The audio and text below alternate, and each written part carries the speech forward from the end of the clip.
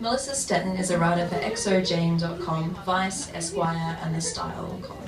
She is a model and actress and has appeared in Comedy Central's Key and Peele and lots of cheesy television commercials. Please welcome Melissa Stetten.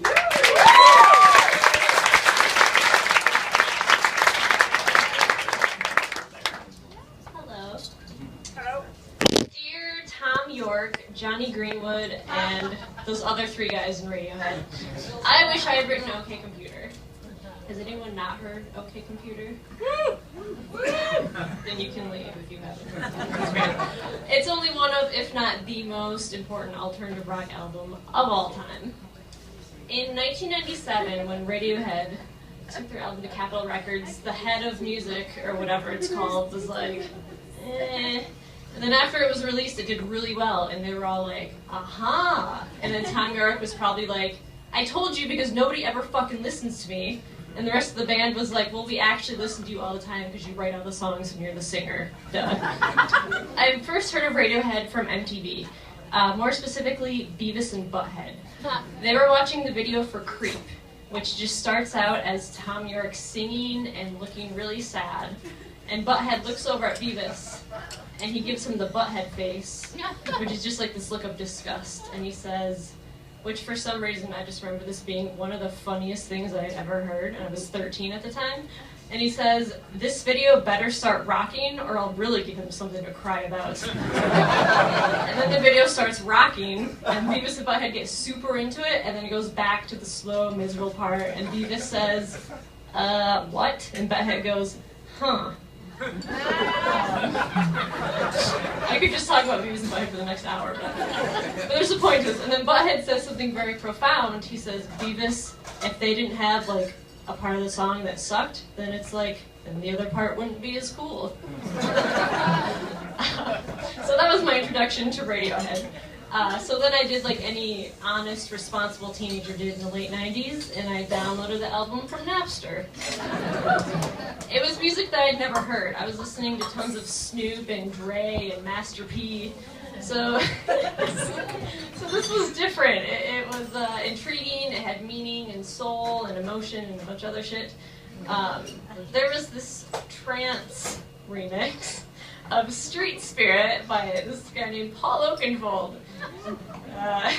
Yeah, that I was obsessed with. I grew up in Kalamazoo, Michigan, and when I was 15, you guys from Kalamazoo?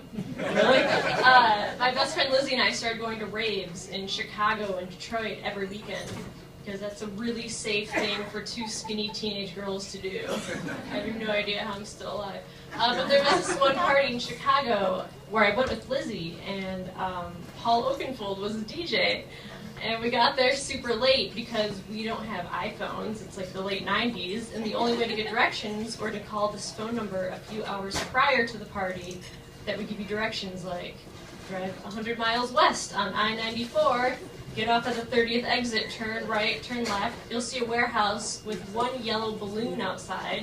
And if you can hear some sick beats, that means you're probably in the right spot. I don't know what happened that night or why we were so late, but we got there, and right as we paid our $30 to get into this party called something like Fantasia, spelled with a Z, I heard the Street Spirit remix, and I was like, yeah, that's my jam.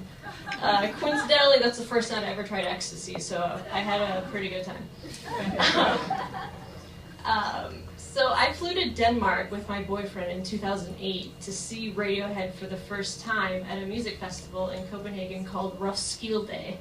It's like Coachella, but with people peeing right in front of you. It's fantastic.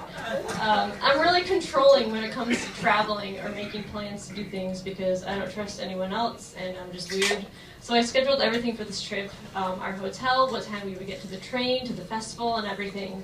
So the morning we flew into Copenhagen on a 12-hour flight, we got to our hotel, got on the train, got to the festival, walked up to the main stage, and just randomly ran into 5 people that I just happened to know that were going there.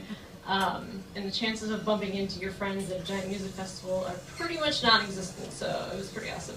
As we walked up, Radiohead just started their first song. And I remember thinking to myself, Melissa, that was the most epic timing that has ever occurred in my entire life.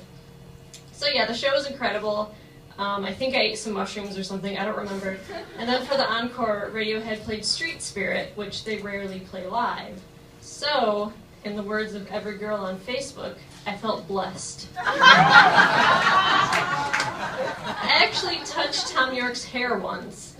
He was DJing this party at the Jane Hotel in New York, which, by the way, he is a horrible DJ. He plays all this weird ambient noise, but not in like a good Aphex Twin kind of way, but like, it's like, you invented Radiohead, why are you playing this noise? So when he was finished DJing, I was pretty drunk. I was with some friends, and I said to one of them, I kind of want to touch his hair. I feel like I would get some superpowers. And my friend said, or at least a lazy eye. And I said, I'm in. He actually didn't say that, I just made that up. So he walked by, and I stuck my hand out, like making it look like a mistake, like I was stretching or something. And I hit him in the head, and he looked at me, and I said, oh, I'm so sorry, Tom. And he goes, don't worry about it, love. That's my British accent. It's more like 1940s Clark Gable. Like, scram, you fuss budget. There's just something so incredible about OK Computer. It's very haunting. Each instrument in each song is introduced so carefully and perfectly. It's ambitious and beautiful. I'm really lucky to have this album released while I was so very young and impressionable. I haven't felt such an intense emotional connection to an album since I heard this one. The only other album that gave me almost the same feeling is Nirvana's Unplugged. It was very emo.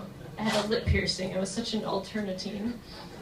The feeling of not being able to make more than a superficial connection with anyone, or thinking that most people weren't worth connecting with in the first place, is what OK Computer encapsulates. It talks about that communication wall built between people that new technology has brought us. It talks about the modern world being cold and distant and impersonal as the computers we're all dependent on. OK Computer is about modern life in crisis. Or maybe it's just a really good album and I'm just thinking too much. I related to the paranoid sound of OK Computer. There's a song called Climbing Up the Walls that made you actually want to do that, but like in a good way. It obliterated any trace of innocence I had left at 14 years old. After the first play, it was embedded in my brain, and I've never gotten tired of hearing it. It goes from dark, evil textures of Paranoid Android to songs like No Surprises that's full of lyrics about suicide, but it sounds like how your brain feels like after taking a handful of Valium. I don't listen to it as much as I used to, but when I do, it sounds more relevant today than it ever has. None of the songs are conventional or get stuck in your head. It's pretty easy to see why this album always ranks towards the top of the all-time best album polls. It was released at the perfect time and place and somehow remained universal and timeless. It will forever hold a special place in my heart. Sometimes albums come along at specific points in your life that just fit in perfectly and you end up absorbing it, and it makes you take a long, hard look at your life to find meaning. For me, OK Computer was that album. It was perfect and as life-affirming as music could get.